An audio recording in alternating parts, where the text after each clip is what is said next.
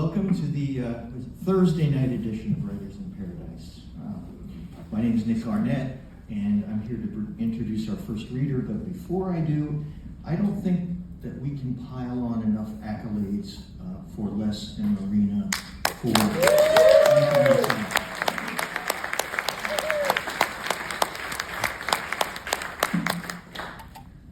I also want to do a shout out to somebody else in the audience here.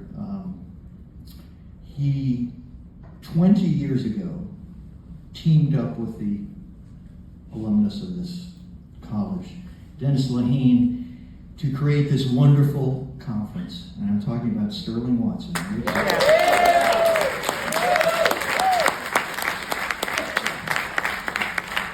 And you'll be hearing from Sterling later tonight. He's one of the readers. So, if you happen to attend Tuesday night's readings, you may recall that Les Standiford closed the evening by dubbing it magical. Magical also describes how I feel about the opportunity to introduce Laura Lippman. I decided that the best way to tell you a lot about Laura is to tell you a little about me and what I do here. About 7 years ago, give or take COVID, when Les Standiford, my former thesis director, who went on to become my mentor and my friend, asked me if I'd be interested in helping out at Writers in Paradise, he described the job as Wrangler. Here's the job description, courtesy of the Oxford Dictionary. A person in charge of horses or other livestock.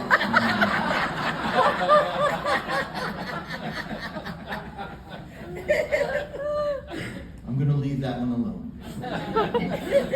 In a nutshell, my job is to make sure that conference faculty and guests get where they have to be, when they have to be there.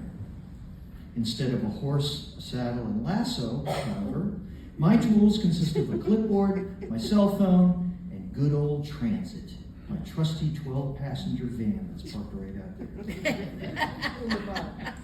For the 10 days that I'm wrangling here at Writers in Paradise, I have learned that in order to properly do my job, I have to adopt a new persona, including an alias. Mild-mannered Nick Garnett becomes Nick Van Driver.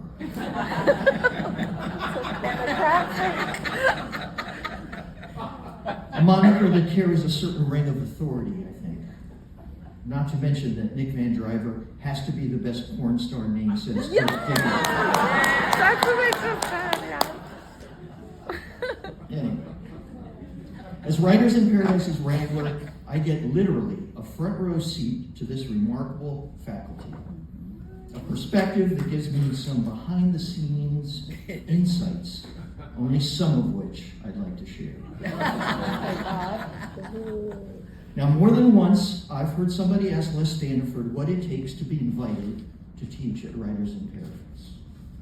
And more than once, I've heard Les Standiford say, first and foremost, don't be an asshole. Now, that may sound like a pretty low bar, but I can assure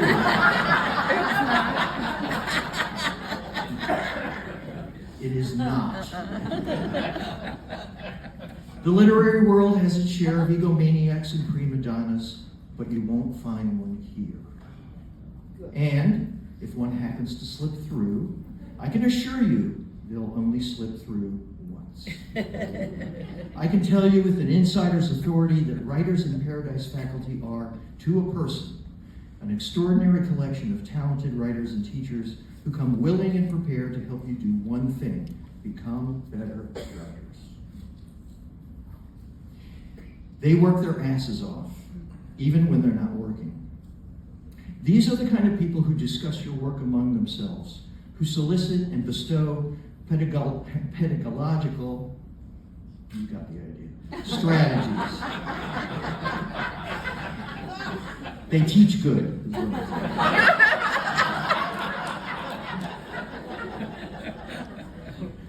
The kind of people who can crack each other up when they want to and buck each other up when they need to.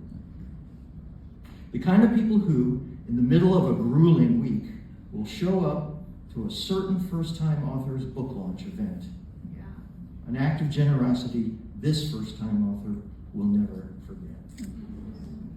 These are the kind of people who, when, as he did the other night, that doofus Nick Van Driver managed to get trusty old transit stuck in St. Petersburg's version of the La Brea tar pits,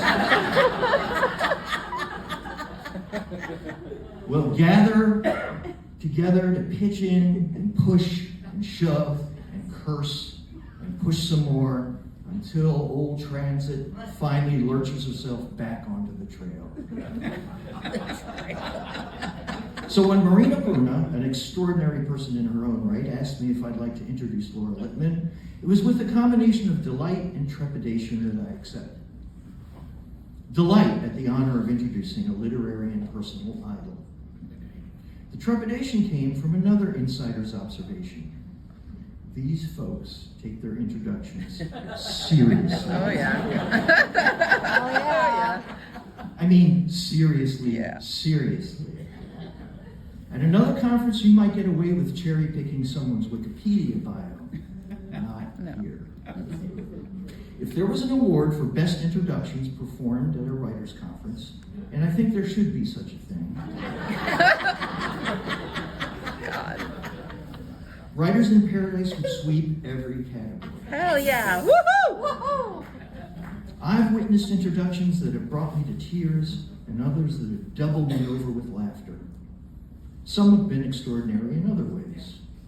For example, a few years ago, Stuart Onan, who, may I remind you, was a freaking aerospace test engineer before he was a writer, delivered an introduction he knocked out in a few hours, which he delivered in some ancient poetic form last used by the Mesopotamians.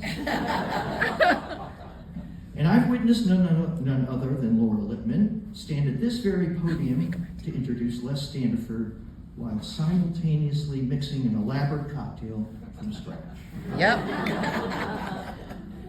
And by any chance, did you witness Anna Menendez's introduction of Anne Hood on Oh, Lord. Tuesday? If you missed it, I'm sure you'll be able to read it in the next edition of the Paris Review.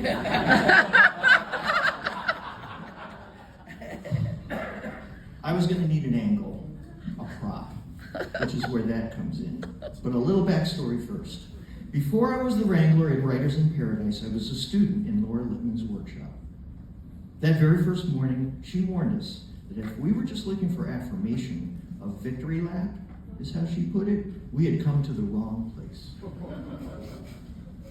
I remember thinking, damn, a victory lap didn't sound so bad. I mean, I'd already graduated from an MFA program. I even had a literary agent represent my work. What I experienced over the next several days was a lot more like training camp than a victory lap. A remarkable example of an extraordinary writer who's also a gifted teacher, one who puts in the time and effort it takes to offer real insight, to challenge, not discourage, to suggest, not prescribe. Laura compressed an MFA semester's worth of feedback into a single week. Those of you who are fortunate enough to be in Laura's workshop this year, which is her 20th, will no doubt have a similar experience. Now, you don't need a wrangler to tell you that Laura Lippman was a working journalist for 20 years, including a stint as a crime beat reporter at the Baltimore Sun. That she is the acclaimed author of over 25 books, including the wildly popular Tess Monahan detective series, 13 standalone novels, the latest of which is the astonishing Prom Mom, 2 short story collections, numerous standalone short stories, and 2 works of nonfiction, including the one I just finished, My Life as a Villainess, which proves that Laura is every bit as honest and engaging when she's writing about herself as when she's writing about her fictional characters. You don't need a wrangler to tell you that her best-selling novel, The Lady in the Lake, has been adapted into a series that will air soon on Apple Plus. Or that she's won many of the most prestigious literary awards out there, including the Agatha, the Anthony, the Edgar, and the Seamus. or that her superfan, none other than Stephen King, says she writes like a dream. But this Wrangler can share a few things he's learned about Laura Lippman that you won't find in the video. First, Laura Lippman is formidable. I mean that in the best sense of the word. She gets it done. Like her writing, Laura sparkles with intense and intentioned energy. Whether it's crafting her next story or making arrangements for dinner, you can count on Laura to be, quite literally, 10 steps ahead of you. If Laura had been aware that I had gotten the van stuck in the mud the other night, I have no doubt she'd have sauntered up, told everybody to stand back, with the possible exception of Andre Dubuque, and shoved that sucker clean out of the ditch. Trust me, she's got the guns to do it. I'll go as far as to say that if on the first day of this conference a Martian death ray took out Les and Marina and Sterling and me, Laura Lippman would somehow, some way, figure out how to salvage writers' income. I'm also here to tell you that Laura Lippman's abilities are only exceeded by her spirit. Laura is the first to tell a great story, laugh at a great joke, or break out in a show tune. She has a big personality and an even bigger heart. She's a fabulous force who began as my teacher and has become my friend. Which gets me around to this. Folks that know me know that I'm kind of a retro nerd. Every year I bring down a couple of my vintage record players, a slew of LPs and 45s, a 16mm film projector, and an old movie, which we screen at the inn that houses the faculty. Now, Laura knows her classic songs and movies. So when I found out that I'd be doing her introduction, I thought, let me do something I haven't seen done during an introduction at Writers in Paradise, walk-on music.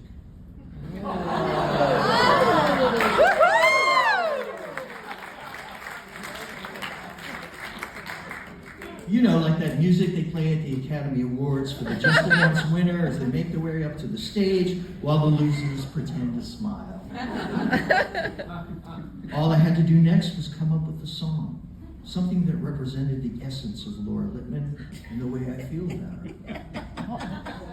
That turned out to be just as hard as getting all the faculty in the van by 8:40.